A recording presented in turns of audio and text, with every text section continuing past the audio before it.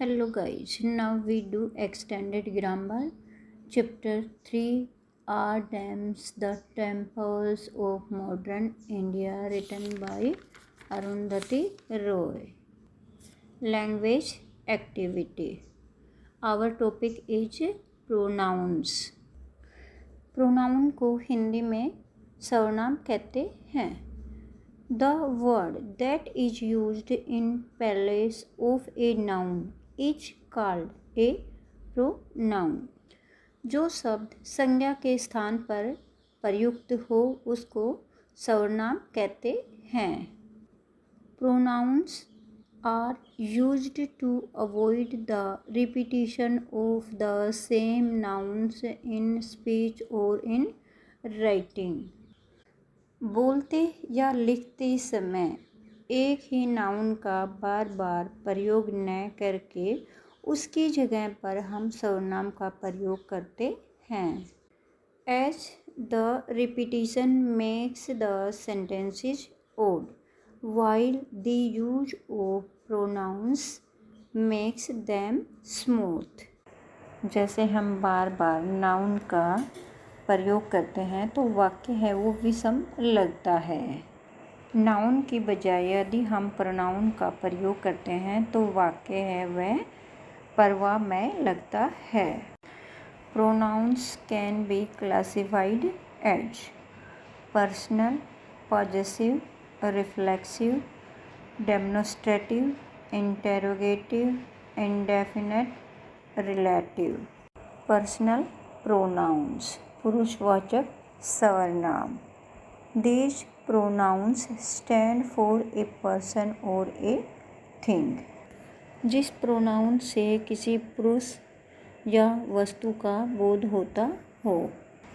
Personal pronouns replace nouns that name people, things in the subject and object positions. Personal pronoun का प्रयोग हम संज्ञा की जगह यूज करते हैं, चाहे किसी व्यक्ति का नाम हो, चाहे किसी वस्तु का नाम हो, चाहे वो सब्जेक्ट या ऑब्जेक्ट की पोजीशन में आया हो. I, we, you, he, she, it and they are the personal pronouns which can be used in subject positions. I, we, you, he, she, it and they ये सभी पर्सनल प्रोनाउन हैं जिनका प्रयोग हम सब्जेक्ट के रूप में करते हैं. Whereas me, you, him, her, it and us are used in object positions. जबकि me, you, him, her, it and us इनका प्रयोग ऑब्जेक्ट के रूप में करते हैं. For example, I came here first. Here personal pronoun I is the subject of the verb. इस example में आई पर्सनल प्रोनाउन है जो एक वर्ब के सब्जेक्ट के रूप में आया है. Next example, please give me a glass of water. Here personal pronoun me is the object of the verb.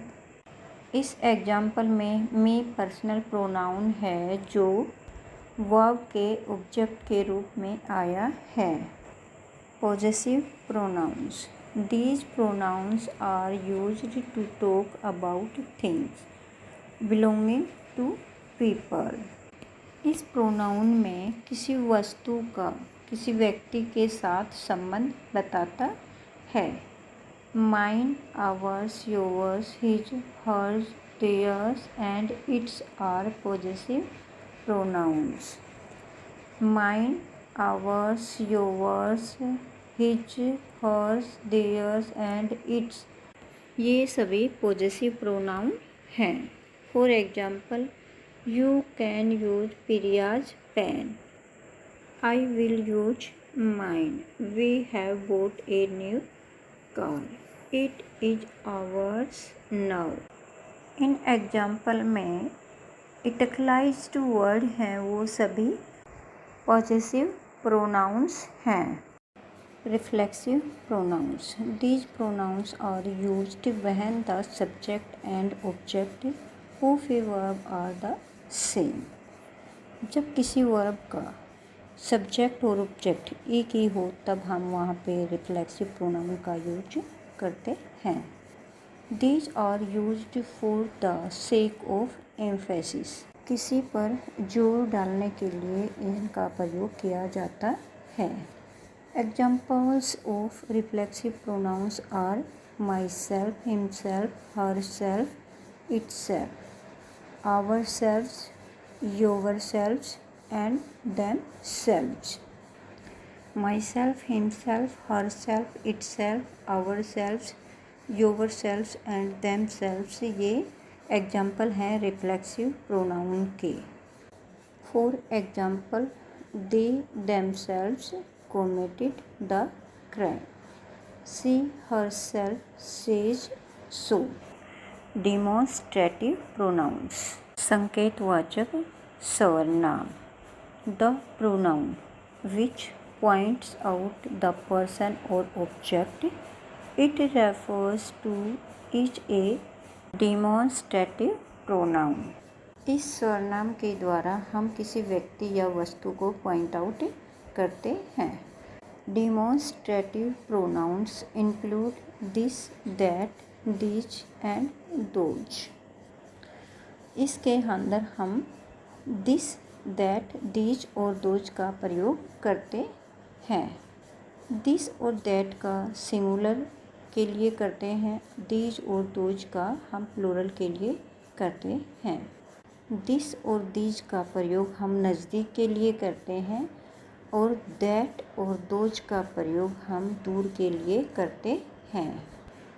For example, this is a pen, that is a book, these are pens, those are books.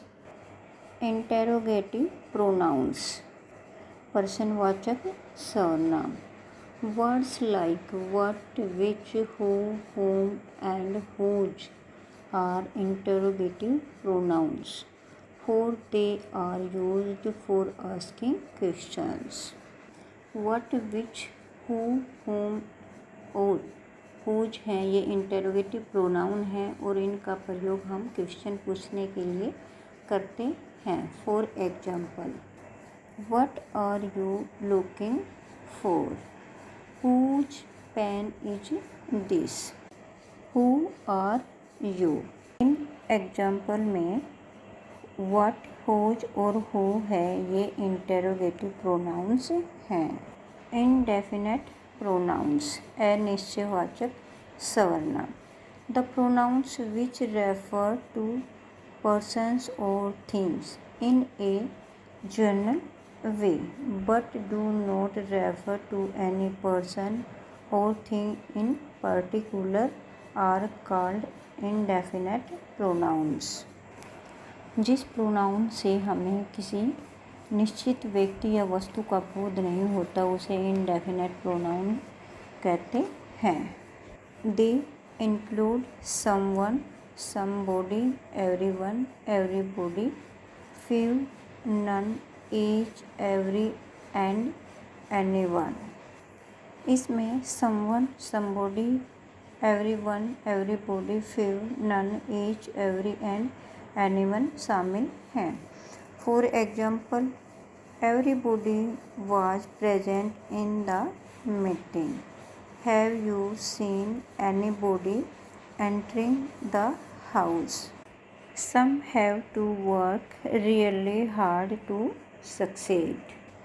Relative pronouns, the words like that, who, whom, whose, which, etc. are relative pronouns because they refer or relate to an earlier noun which is called its antecedent। Relative pronoun में that, who, whom, whose, which का प्रयोग करते हैं। जो pronoun दो वाक्यों को जोड़ता है और अपने से पहले नाउन जिसे एंटेसेडेंट कहते हैं से संबंध प्रकट करता है, उसे रिलेटिव प्रोनाउन कहते हैं। For example, the girl who is dancing is my sister. The book that you had gifted me was wonderful. I found the book which I had lost. ये है आपका प्रोनाउन का टॉपिक। नेक्स्ट वीडियो में आपके लिए इसकी exercise डालती हूँ। आपको ये वीडियो कैसी लगी कमेंट में ज़रूर बताना।